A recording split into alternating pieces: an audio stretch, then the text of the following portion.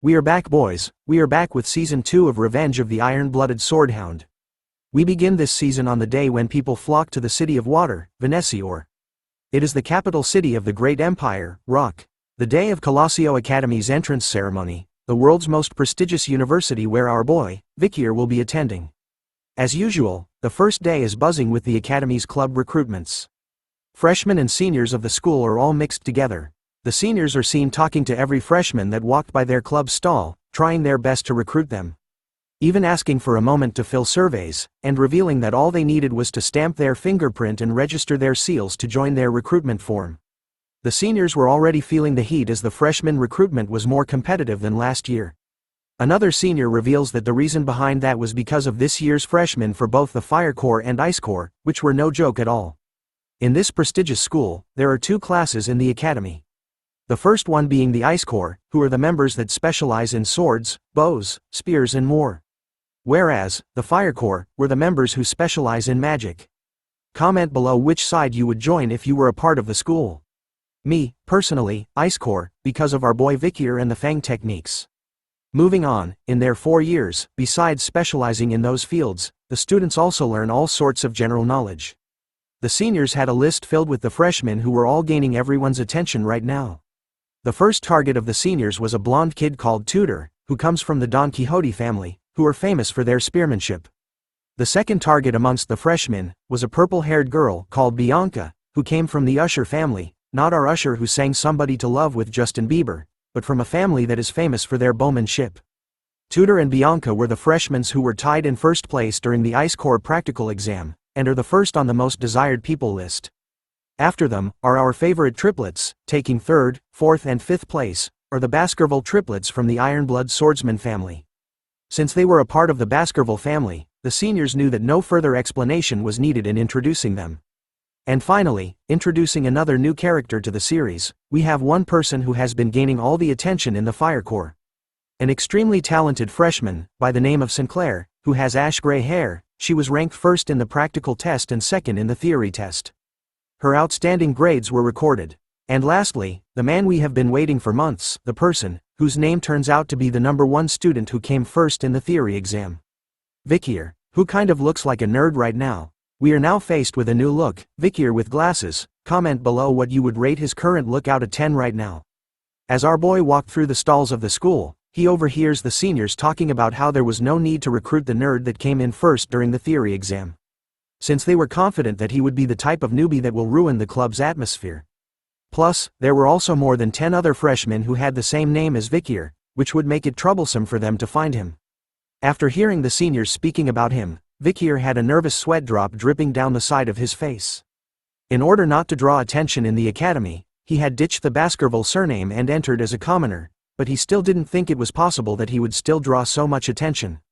Vikir had heard that it's more difficult to enter the academy as a commoner, so it seems like doing well in the theory exam instead of the practical backfired on him.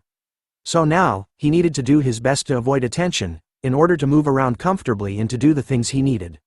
But as he walked through the clubs, our boy was being closely followed by the triplet hounds, who were determined to protect their master.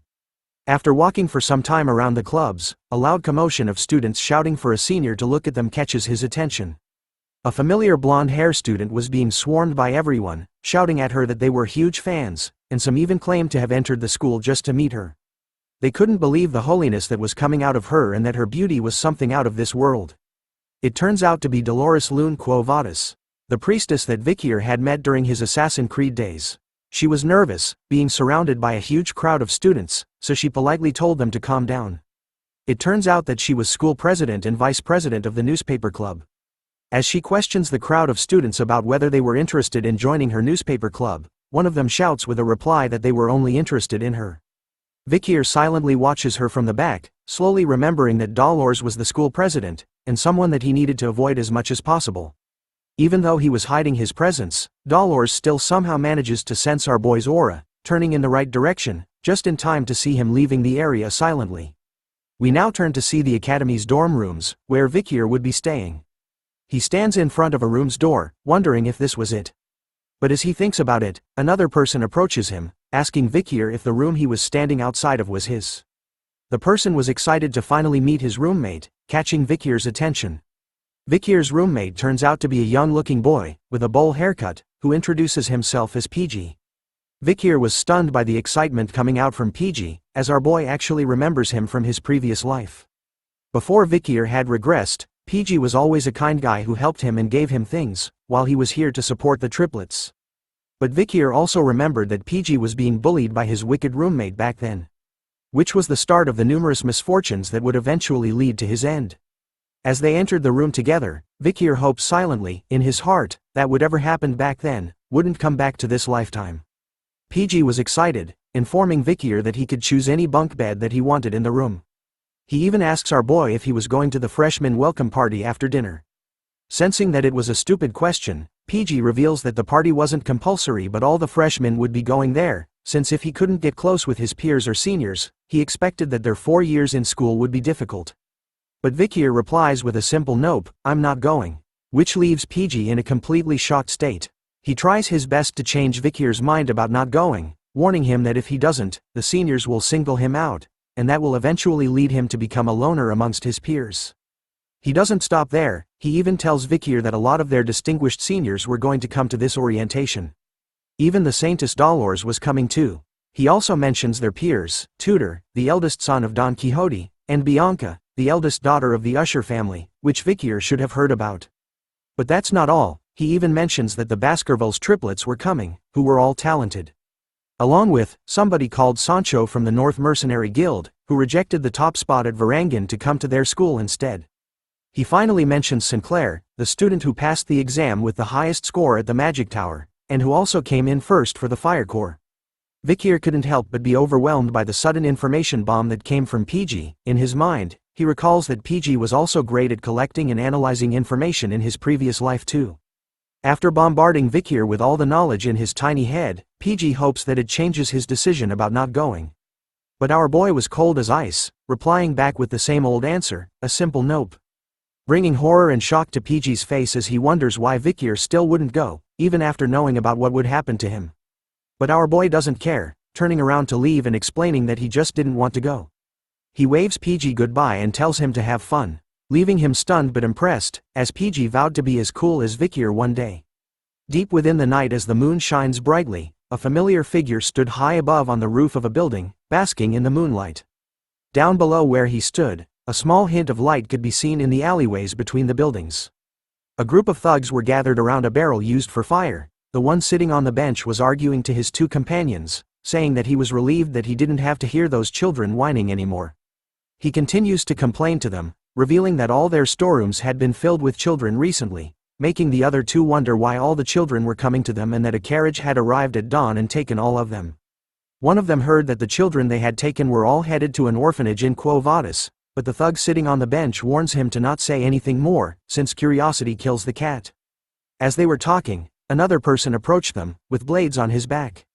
He orders them to stop chit-chatting amongst themselves and to stand guard properly, if they want to get properly paid for their useless existence. Ouch, talk about a mean boss. This man with slashes down his eyes and his tongue sticking out is called Ron Batison, nicknamed the Flesh Grinder. The thugs were obviously afraid of him as he walked past them. He continued to trash talk them, literally calling them pieces of trash and telling them that they don't possess any fighting spirit. He knew that as a graduator, these pieces of trash, who were low-rank mercenaries, without an ounce of mana in their bodies, could never do anything against him. Ron continues to wonder to himself if there was anyone strong that he could slice up, but as he was talking to himself, a familiar voice asks him if his name was Ron Batison. Thinking that it was one of the low-ranked mercenaries who dares to speak his name with their weak lips, he immediately grabs onto his sword to give him a spanking. But upon turning around, he finds all three of them completely knocked out around the barrel of fire. The man started to feel afraid, as he didn't even hear a single sound from when they were knocked out. The voice continues to speak to him, revealing his full name to be Ron Humbert Batison. Recounting that 4 years ago, he had killed his neighboring family and used them as sacrifices, while contracting with a known demon. The voice continues to recall Ron's history. After sacrificing the family, he had joined the Northern Guild Association, and had gathered information to give to the demon he contracted with. As the final nail to the coffin, the voice reveals that Ron had extracted information from the Mankind Allied Forces. While he was on guard duty, he used a hand mirror and revealed the location of the platoon's camp. Even after hearing all the things he had done, Ron tells the voice to stop saying useless things and to show himself instead. Agreeing with his request, our boy finally makes his appearance in his Assassin's Creed outfit, right behind Ron. Revealing that because of Ron, the alley platoon was slaughtered. Finally sensing that someone was behind him, Ron didn't reply back, but simply swung his twin swords as hard as he could at where Vikir was standing. He thought he had felt the sensation of cutting something, which made him confused as it was too easy. It turns out to be true, because in the next moment, both of Ron's arms were sliced away from his shoulder in a second, before he could even respond to the attack. Vikir is already done with him as he returns Beelzebub back into his hand, after appearing behind Ron once again and slicing both of his arms instantly, leaving Ron on the ground, crying and screaming in pain over the loss of his arms. He starts to beg for mercy, telling Vikir that he didn't know about the Mankind Allied forces, which made him wonder why he was doing this to him. Our boy simply replies that Ron didn't know about it, because it hadn't happened yet. He holds Ron by his hair, and stares right into his soul, revealing that he knows that he had contracted with a demon, and wants the information on the contracted demon. But as soon as Ron starts to speak, telling Vikir about how he didn't know, the shape of his face starts to twist and bend, in an ugly way. The next thing Vikir knew, Ron's face had become all swollen and exploded into a bloody mess. Looking at the current state of Ron, Vikir noted that another one had died with their head exploding. He then takes out a notebook, with words written on the pages, some were covered in a black stroke line. With a bloody finger, Vikir crosses out another name with the blood, noting that Ron makes the third in the row. It turns out that the book our boy is holding is called The Blacklist. This was something that was created with the memories of his past life and with the help of Cindy's investigation. The Blacklist contains information about the demon worshippers who sided with the demons and betrayed mankind. Before the time of the fall, Vikir needed to kill them all. He recalled that the 3 demon worshippers he encountered so far had all died with their heads exploding before he could kill them. Thinking about it deeply, Vikir concluded that this was the demon's skill. Which means that the demon they contracted with was hiding within the capital. And that it was one of the 10 elite corpses who had done the contracting with the humans. As we continued into the night, the bell of a church started to ring. With each chime, the sounds of slashing were hidden. We turned to a random building in the town, where Vikir stood near the balcony. Behind him were endless amounts of bodies, each having a part of their body sliced off, their blood splattered everywhere, from the floors to the walls and to the ceilings. Absorbing Beelzebub back into his hand, Vikir wonders if the amount of demon worshippers he had slain so far had reached number 29. Based on everything so far, he concluded that they were either dead, or if they mentioned the demon they had a contract with, their heads would explode. Which makes it look like a condition of the demon contract. Crossing out the names in his blacklist with a pen this time, Vikir noted that he wasn't able to get any information about the elite corpse's location, which means that this was going to be a long and excruciating fight for him. In the end, he didn't expect to get anything on his first day. As the night continues, Vikir wonders if he should return to the academy right now. And so our boy leaps across the roofs of the town's buildings, eventually crossing over the walls of the academy. As he lands on the branch of a tree, he gazes into a well-lit room. Staring deep within, Vikir could see that the freshman welcome party was still ongoing. As he leaps down from the tree, and dusts the dirt off his pants, our boy wears his nerd disguise once again. Thinking that he should stop by at the party just in case. Inside the freshman welcome party, the students were happily talking to one another and eating the food from the buffet table. Even the triplets were enjoying themselves, chugging down huge cups of beer all at once, leaving everyone around them impressed. Dolores was once again surrounded by her fans, who screamed at her, proclaiming their love for her. Tudor was surrounded by the ladies while Bianca was pouring glasses of wine for her seniors as a sign of respect. Vikir stood alone in the back, analyzing the situation. He notices Tudor and Bianca in the party. He didn't know that they were in the same year as him. In his previous life, the great heroes who led mankind to victory with Karmas morgue during the time of the fall. One of them was the person who stood at the front line of the battlefield and took charge, from one of the 7 greatest families, the Azure Spearman family, Don Quixote's genius. Tudor La Mancha Don Quixote, the blonde playboy right now. And the archer who defeated countless demons, from one of the 7 greatest families, the mystical Archer family, Usher's genius, not Justin Bieber, but Bianca Faux Usher. Besides those 2, Vikir was able to recognize a lot of faces he saw on the battlefield. He smiles to himself over this sight, as he didn't expect that he would see them like this. But as he looks around the party again, he wonders if Karmas morgue had entered the academy too. But as he did, PG was shaking as someone asked if they should get some music going. It turns out that PG was being bullied by a senior who was forcing him to sing right now. Vikir could spot our little boy surrounded by a whole group of seniors that were bigger than him. As he refused to sing, a female senior approaches him this time, bringing along a massive jug of alcohol and telling PG that if he doesn't want to sing, then he has to drink this entire cup in one go. Tears started to form around his eyes as PG questioned the senior about how he was going to drink all of it. But the seniors didn't care about what he was feeling, repeating to PG that he should just drink. Sensing that he couldn't back away from their request, after all, they were his seniors, our little man decided to do as they wanted. And begins to chug down the massive jug of alcohol they had brought for him in one go. As he continued to try his best to drink most of it, the seniors were laughing at him, and mocking PG by telling him that he was doing a good job. But before he could finish all of it, he threw up on the floor. Instead of helping him, the seniors continued to make fun of PG, calling him a crazy bastard for vomiting, which they found disgusting. As he tries his best to catch his breath, PG could hear the seniors making up a new nickname for him. They decided to call him the Vomit Pig. In his time of need, a hero appears. Our boy, Vikir, uses his own cape to cover the vomit that was on the floor, surprising the seniors. As they wondered who this nerdy boy was in front of them, Vikir looks over to PG, deep in thought. Thinking about him in his previous life, Vikir knew that PG had dropped out of school because he couldn't endure the bullying. Instead of graduating, he had become a low-ranked government official and lived a tough life while looking after his parents. The next time Vikir had met PG was when they were at the front line of the war, after the time of the fall had started. PG was one of the few people who had the balls to volunteer to go to the front lines. With his amazing strategy and information analysis, he had saved multiple lives. One of those lives was our boy, Vikir. It turns out that this little man was one of the few people that Vikir had respected as a friend. Still stunned upon seeing Vikir, our boy tells him to return to the dorm room first, as he was going to take care of things here. Vikir couldn't just stand idly by while his friend gets humiliated. A senior places his hand onto Vikir's shoulder, asking him about what he was doing and if he was crazy for interrupting a senior when they were talking. The senior takes it a step further, slapping Vikir's face repeatedly till it turns red, asking our boy if he was PG's classmate from Ice Corps Class B, after seeing our boy arrogantly step in like he was confident. But this senior made a huge mistake, as the triplets of the Baskerville clan finally made their appearance once again. All three of them had their eyes lit up with bloodhound aura, fueled by anger, as they witnessed the senior slapping their master. Vikir was still calm and collected. As he pushed his glasses up, his own pair of bloodhound eyes started to light up as he stared at them. The triplets immediately calmed down after recalling the warning they had received from Vikir. He told them before that he was going as a commoner at the academy, and that he would kill them the moment they reveal his identity.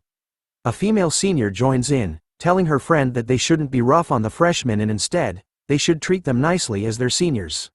She then comes up with a nice idea, saying that it would do the trick for them. She offers Vikir a chance. The seniors were willing to let both of them go, if he could drink all of the alcohol that was in the jug in front of them. Not wanting to pull our boy into his problems, PG tells Vikir that he was actually fine, but he ignores his words, and without hesitating, grabs onto the jug of alcohol.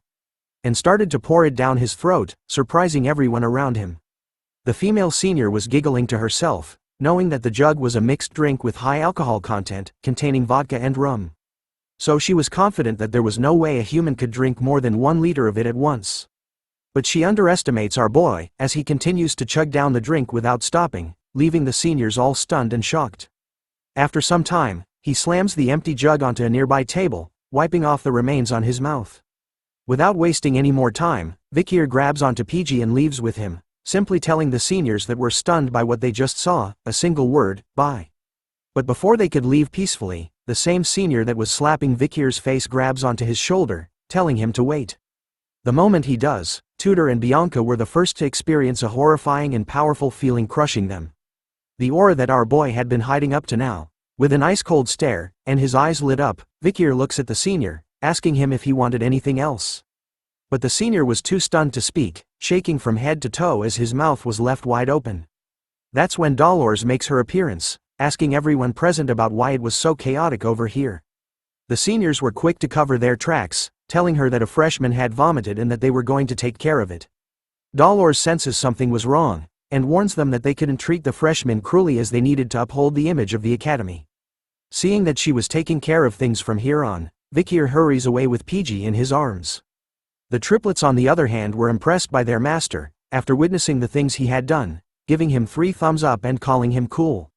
Tudor and Bianca were both staring in the same direction, and thinking that they were mistaken about what they felt earlier on.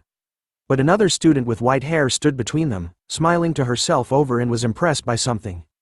Her eyes were sparkling as her face was filled with blush. It turns out to be Sinclair, the freshman who ranked first in the Ice Corps practical exam and ranked second in the theory exam. She watches closely as Vikir leaves the party with PG, thinking to herself that she had found someone nice. After the incident at the freshman welcome party, we come to the next day, where at the academy, the Ice and Fire Corps attend classes together. Through this method, a competitive structure is created for the confident elites. This increases focus among students and it is the academy's policy. The man who looks like Professor Snape from Harry Potter closes the book in his hand, which marks the end of his lecture on the culture of the barbarian tribe. This Snape wannabe is the combat theory professor known as Vinci Morgue, from the Morgue family. As he continues to talk to the students, he asks them a question, which causes most of them to avoid eye contact with him in order not to catch his attention. The professor states that with the basis of the discovered locations of the barbarian tribe, he wanted to ask if there was anyone in the classroom who would like to tell him about the barbarians' hypothesized location of their stronghold. Even Tudor, who belonged to the Ice Corps and was ranked first in the practical exam, had some trouble with the professor's question. He looks through his notes, thinking about the location of the clash between the barbarians and the Empire, which was at the South Region's front in Highland, 1, 8 and 75.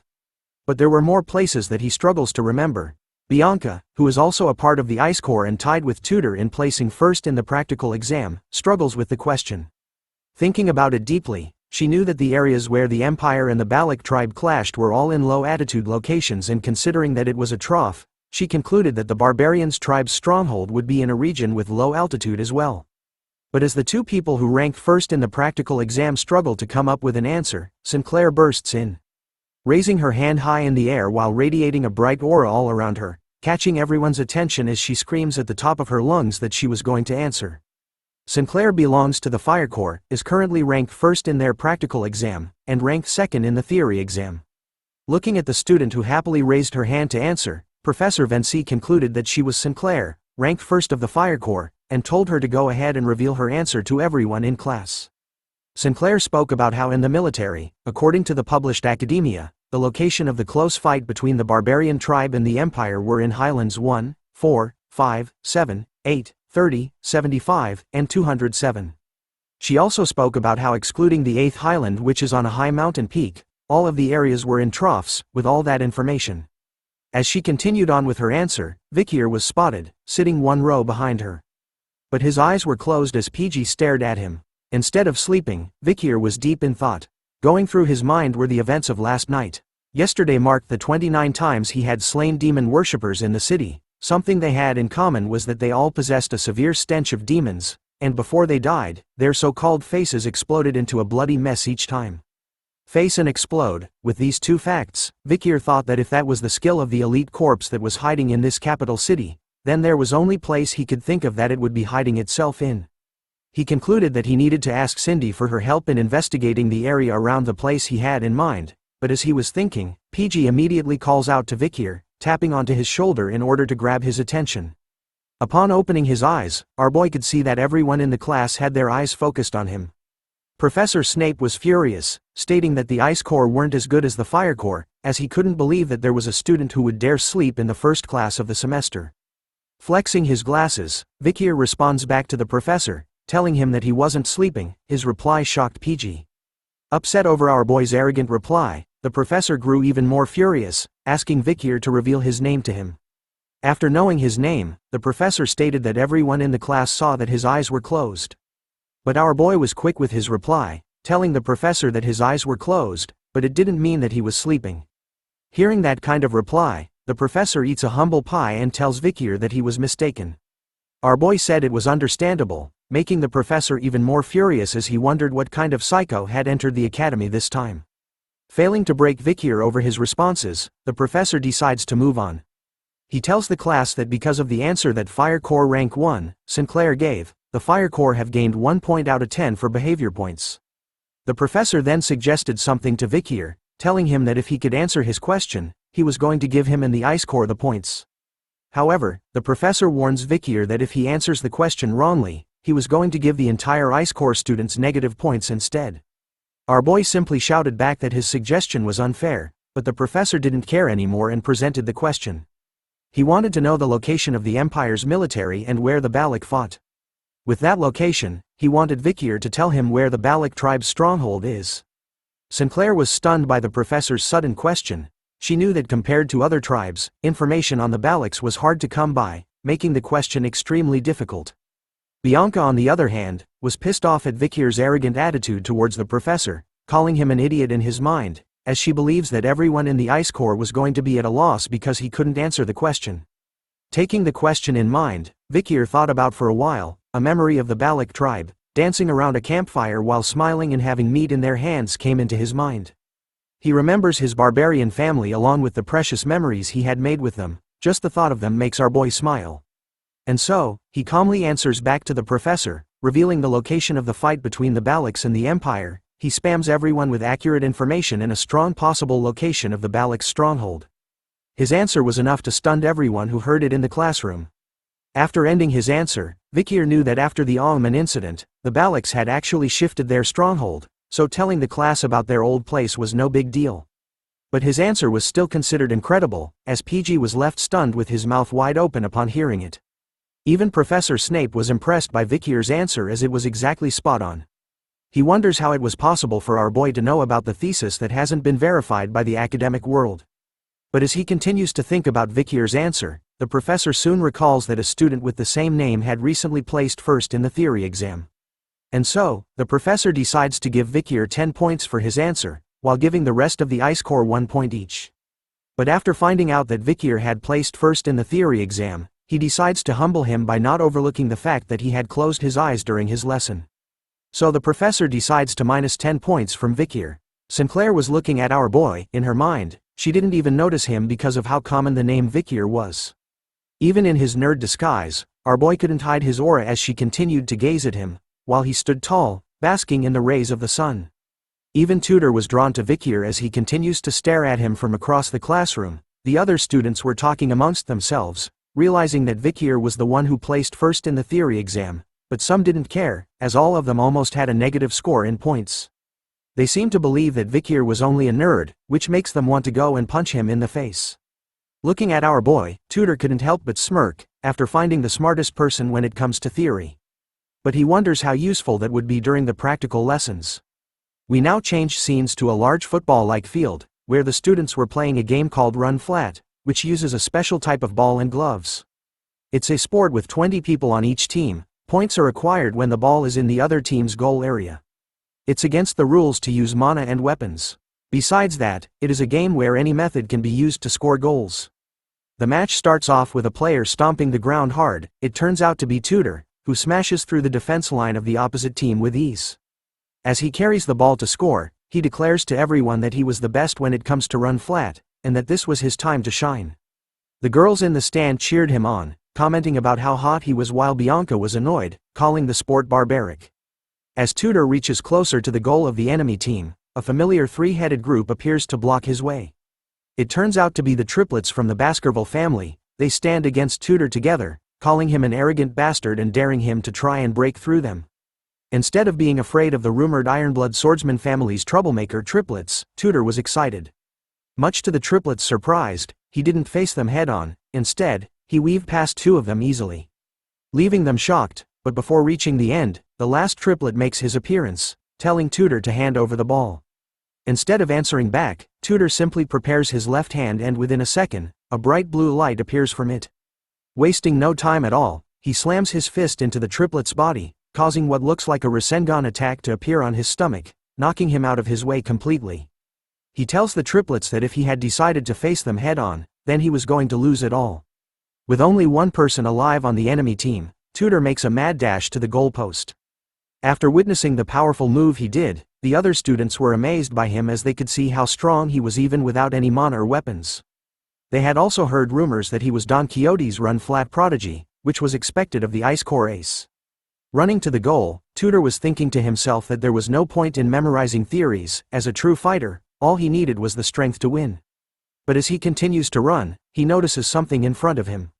It turns out to be our boy Vikir, who was the only member on his team left standing in the way of Tutor. Tutor recognizes Vikir as the student who responded back to Professor Snape in this morning's lecture. Our boy was actually annoyed by what was happening right now. He had told the triplets not to send Tutor on his way, and decided to step aside to let him score. But there's a twist. Instead of aiming for the goalpost, Tutor actually decides to mess with Vikir. Thinking that with this body slam, he was going to help Vikir focus more on training his body than studying. Unfazed by what was happening, Vikir showed no reaction at all to Tutor's sudden attack. Instead, he simply stood still, resulting in Tutor falling through the air after he crashed into Vikir. Like a car hitting a wall, it turns out that the impact from crashing into Vikir was enough to knock him out. His face was completely blurred, showing no signs of life. Even Bianca and Sinclair couldn't believe what was going on as they witnessed this sight from the stands. Vikir turns his head to look behind, only to see Tutor finally landing onto the ground with a heavy slam. Thinking about what had just happened, Vikir initially planned on dodging Tutor, but instead, he questions why this blonde kid would just run into him first. Before he could make sense of things, our boy simply fell to the ground as well, moaning loudly in pain because in his mind, he was going to pretend to be injured. The sleeping blonde prince laid on the field completely flat on his back after the incident with Vikir, his face covered in sweat. Moments later, his eyes suddenly opened wide. Tutor was surrounded by his fellow students, as he continued to lay on the ground, confused by what had happened to him. The voices of his classmates asking him if he was okay didn't even register with him, as he wondered what he was doing right now, whether he had fainted or actually fallen asleep during the match. He started to remember what he was doing before seeing the scene in front of him. Tutor had decided during the match to mess with Vikir, who ranked first in theory, for a bit. He was going to tease him by barging into his shoulder a little, but the moment they made contact, everything went black for him, so he couldn't remember exactly what happened. As he sat up, Tutor looked at Vikir, who was dusting off his body. He couldn't believe that a nerd like him could actually knock out the great Tutor Don Quixote. Seeing that there wasn't even a single scratch on our boy, Tutor was determined to test out what happened just now again. Once more, the game was about to begin with everyone getting into their positions at the start of the match. The ball was once again passed over to Tutor, who was thinking that something was wrong with the incident against Vikir, and so, he wanted to do it again to test his own theory. This time, the triplets of the Baskerville family immediately stood on guard against Tutor, while also acting like a shield for Vikir, who simply stood at the back of the field. But as soon as the match started, Bianca and Sinclair, who were watching from the stands, were confused by what was going on. Instead of going for the goal post, Tutor was aiming right for the triplets and Vikir, ignoring the words from his teammates as he charged towards them instead. Tutor confidently challenges the triplets and Vikir once more, which the triplets happily accept, replying to Tutor that he wasn't going to get past them this time round. Once again, the triplets failed at blocking and intercepting Tutor, who held the ball and got past them easily a second time. His eyes were completely focused on Vikir this round, charging towards our boy at full speed. Vikir watches closely as the blonde kid continues to run in his direction. He thinks about how he had ordered the triplets to keep Tutor away from him, but at the same time, he wonders why Tutor was so serious about coming towards him now. The genius spearman was revved up, his eyes were locked onto our boy, no longer seeing him as human but a target now. Tutor was serious, he knew that what happened to him was no mere coincidence. So he decides to use the Azure Spearman family's run-flat secret technique, Saint Spear Tackle. Yes, this powerful family actually created a killer move for a ballgame. An avatar of a knight with a powerful lance was summoned behind Tutor as his eyes turned completely blue, determined to smash into Vikir and send him flying in the air this time. Even though such a powerful force was coming straight to his face, Vikir was actually pretty calm, pretty demure. His glasses were showing no signs of fear at all. Soon enough, we cut to black once again. In the next moment, the same gray-hair-scarred face student appears above Tutor, asking him if he was awake again. The blonde prince once again wakes up in his usual T-pose, completely wasted on the ground again. He immediately sat upright, questioning how it was possible for him to faint once more, but as he struggles to understand what was happening, the muscular guy beside him tells him to calm down. He reveals to Tutor that after he used his family's technique, which was hitting Vikir with a high-speed tackle, it simply resulted in him being bounced off our boy at that same high speed. Ladies and gentlemen, we have our next challenger. As the student who woke up Tutor tightens the headband on his head, he tells Tutor that he understands why he was so focused on Vikir, as our boy was clearly hiding something from them. This time, Sancho, the muscular student, was going to go against our boy. With the sun shining brightly on him, he heads over to the match. Telling Tutor that as a man and a friend, he couldn't just watch and do nothing after seeing him get beaten twice by Vikir. This is the transfer student who came from the Mercenary Guild Association in the north, Sancho Barataria. Due to his overwhelming physique, he is not considered eligible for his age group in his league, so he decided not to play run flat. Basically, this guy was too overpowered to play a ball game. But because of Vikir, he changes his mind. As he held onto the ball, Sancho talked about how in the frozen land of the north, newborns of the elderly who are on the verge of death, fight desperately. It means they're all warriors. It's round 3 for the triplets this time as they faced off against the giant. Determined and hyper-focused, the triplets weren't letting anyone pass them this round. Third time's the charm, right? Well, not in this world, because in the next second, instead of dodging and weaving past the triplets like Tutor did twice, Sancho just decides to do the wrestling move and clothesline all 3 of the hounds together. Sancho easily slams and flings the triplets into the air, pushing and making them fly away from Vikir, who simply stood his ground. As they flew past their master, our boy was pissed off this time. His eyes were glowing red behind his glasses, whispering to the triplets if they wanted to die. The triplets could only cry as they flew past their master once again, apologizing for their 3rd failure in a row while in the air. Even after sending 3 people in the air, Sancho wasn't stopping his attack. He charges straight at Vikir like a bull. His face was filled with determination, just like how Tutor was from before, in order to reveal what Vikir was hiding from them. Our boy, on the other hand, was still emotionless even before a giant that was rampaging towards him. Just inches away from him this time, Sancho readies himself, telling Vikir that he was going to see if he could endure his full power this time. With his hand raised up high in the air, Sancho lands a full blow onto Vikir's stomach with all his might, causing a loud bang. But the moment he got into contact with our boy, all he could feel and sense was that he was hitting a huge mountain of stone. The feeling in his arm was shocking to Sancho, who was known for his powerful strength. His hand was shaking as he tried to move Vikir by a little bit. Even after being hit by Sancho's full strength, Vikir didn't feel anything at all. Instead, he was thinking that he should play along with what Sancho wanted. So he purposely jumped backwards with a bit of strength, pretending that Sancho's attack had actually done something to him. In order to make sure it was right, Vikir created skid marks on the field with his body, even crashing into the ground like the triplets did. The other students who were watching were amazed by what they witnessed. They couldn't believe that Sancho had broken through the enemy team's defense. But some of them wondered if the guy he pushed was still alive. Unknown to the other students, Sancho, completely aware of what was really going on, couldn't help but stare at his shaking hand, wondering what that feeling was he just experienced and if Vikir was actually human. Distracted by the weird sensation that Vikir gave off, Sancho was unaware that one of the triplets had recovered from his attack and sneaked up to him. Within seconds, the triplet had stolen the ball from him and made a mad dash towards the goal. Before long, the referee blows the whistle, announcing the end of the game. It turns out that thanks to the triplets, Vikir's team had won the match. As the team continued to congratulate the triplets on their sneaky win tactic, Vikir finally got off the ground and started to dust himself off. But then someone pours a bottle of water onto his head. It turns out to be Sancho, who praises Vikir as he knew that he was the secret contributor to Class B's victory. Even Tutor was impressed by our boy, who retired because of their win. He reveals that he had initially planned on teaching Vikir a lesson during the practical lessons because he was jealous, but then came to a realization of how shameful that was, and apologies to our boy for his rude actions from before. Sancho was even more interested in Vikir, asking him about what exercises he did in order to have such a solid build. He even thought that Vikir had used mana during the match. Taking off his headgear, Vikir reveals that he was just a commoner, and didn't have an ounce of mana to use. Tutor was sad to hear that, calling it a shame. If he had received proper training, combined with his current blessed body, then he was sure that Vikir would have been an expert like him.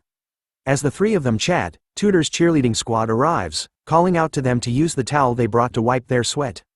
Once again, the ladies' man was doing his business while Sancho hands Vikir a towel to use. The Azure Spearman family's hero, Tutor, and the Mercenary Guild's ace, Sancho. One day, they will become heroes who will save mankind by hunting an endless number of demons during the time of the fall.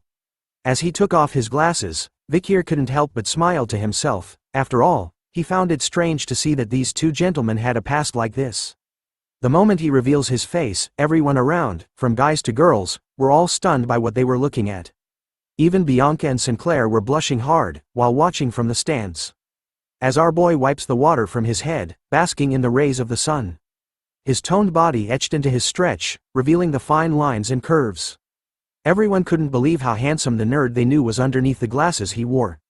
Unknown to Vikir, he didn't know that from this point onwards, his days at the academy were going to become more troublesome. The scene changes to nighttime, where we chance upon a mansion. A man with a purple goatee was horrified by something, as Vikir's voice could be heard. Revealing that this man is Lloyd Dokeseller, 52 years old. Wearing his Assassin's Creed uniform, you guys know that it means it was demon hunting time. Multiple dead bodies surrounded the two of them, with the floor covered in blood as pieces of meat were flung everywhere.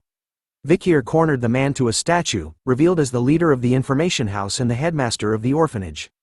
Vikir knew that Lloyd had conspired with the demon he was hunting, and sold children from high-ranked families. "Did you think you would go unnoticed?" questioned Vikir as he threatens him with Beelzebub. Lloyd was horrified to see the kind of aura that Vikir was showing off. Due to its solid nature, Lloyd thought that Vikir was a swordmaster. Hearing that, the man was almost right. Vikir's aura was pretty much in a solid state, but is still closer to liquid. To be specific, he was currently at the highest level for a graduator. Instead of slicing him into bits, Vikir offers the man a chance at redemption. Telling him to work with him in order to catch the demon, and if he does, Vikir was willing to compensate him accordingly. Even at death's door, Lloyd hesitates to help. As Vikir waited for a reply from the man, something happened. A huge piece of a building was flung in the air right above them. It soon crashes and destroys the very place they were at. Vikir was quick to dodge the impact of the building, and immediately looked up to see a shadowy figure, lighted by the moonlight, standing on the remains of the building that was thrown at them. A nasty green aura started to float around our boy. It turns out that this was the overwhelming energy that he had sensed from afar.